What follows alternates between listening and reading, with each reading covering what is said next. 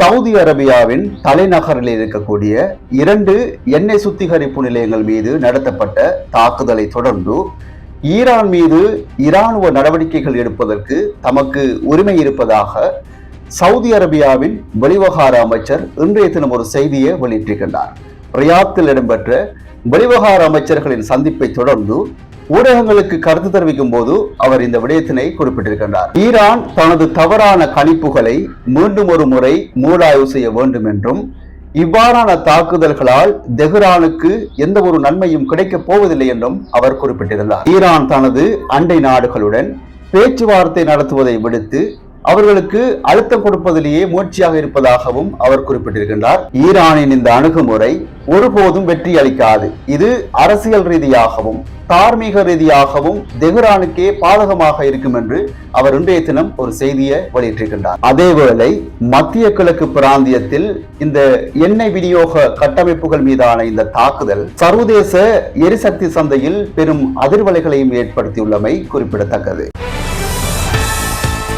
கட்டார் நாட்டு அமீருக்கும் இலங்கை ஜனாதிபதி அனுரகுமார திசாநாயக்கவுக்கும் இடையிலான விசேட தொலைபேசி உரையாடல் ஒன்று இடம்பெற்றுள்ளது. கட்டாரில் தற்போது நிலவும் நிலைமைகள் குறித்து ஜனாதிபதி அனுரகுமார திசாநாயக்க கேட்டறிந்துள்ளதாக கூறப்படுகிறது. கட்டார் மற்றும் பிராந்தியத்தின் ஏனைய நாடுகள் மீது மேற்கொள்ளப்பட்டு வரும் தாக்குதல்களுக்கு மத்தியில் இலங்கை ஜனாதிபதி அனுரகுமார திசாநாயக்க இலங்கையின் ஒற்றுமையையும் ஆதரவையும் இதன் போது வெளிப்படுத்தியதாக கூறப்படுகிறது. இதற்கு பதிலளித்த கட்டார் அமீர் அங்கு வசிக்கும் இலங்கையர்களின் பாதுகாப்பு மற்றும் நல்வாழ்வு குறித்து இலங்கை ஜனாதிபதி அனுரகுமார திசாநாயக்கவிடம் உறுதியளித்திருப்பதாக கூறப்படுகிறது. கட்டார் எல்லைக்குள் வசிக்கும் அனைத்து தரப்பினர்களின் பாதுகாப்பு தொடர்பில் அரசு மிகுந்த கவனத்துடன் செயல்படுவதாக அவர் மேலும் தெரிவித்திருந்தார்.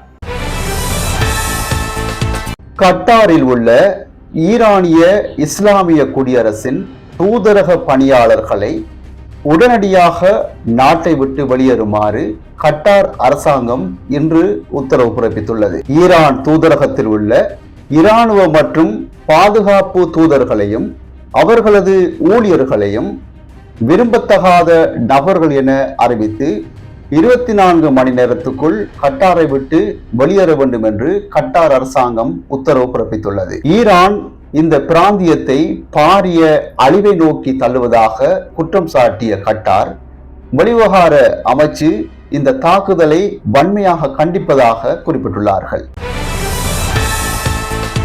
எரிபொருள் ஒதுக்கீட்டுக்கான QR குறியீட்டை பெற்றுக்கொள்வதற்காக அதிகாரப்பூர்வ இணையதளத்தை போன்றே போலி இணையதளங்கள் வடிவமைக்கப்பட்டு மக்களின் தரவுகள் திருடப்படுவதாக டிஜிட்டல் பொருளாதார அமைச்சு தெரிவித்துள்ளது. அரசாங்க தகவல் திணைக்களத்தில் இன்று இடம்பெற்ற ஊடகவியலாளர் சந்திப்பின் போது இந்த விடயம் தெரிவிக்கப்பட்டுள்ளது. வாகனம் கைவசம் இருந்தும் பதிவு செய்யப்பட்ட தொலைபேசி இலக்கம் கைவசம் இல்லாத காரணத்தினால் 12 லட்ச தரவுகள் நீக்கப்பட்டதாக கூறப்பட்டது.